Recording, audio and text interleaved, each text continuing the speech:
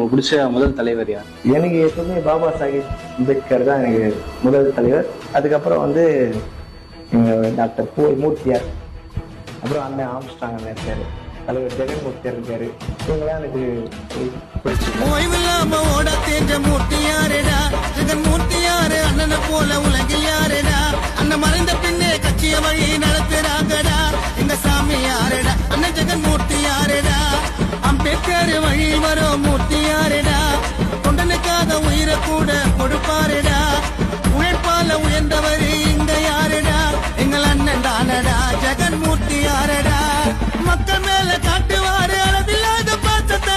ஆண்டரசன் எங்க அஜித்த அண்ணன் விசுவாசத்தை. தாழ்த்தப்பட்ட மக்களுக்காக புரட்சி எங்க அண்ணன் வந்தார் ஏழைக்காக படிச்சு.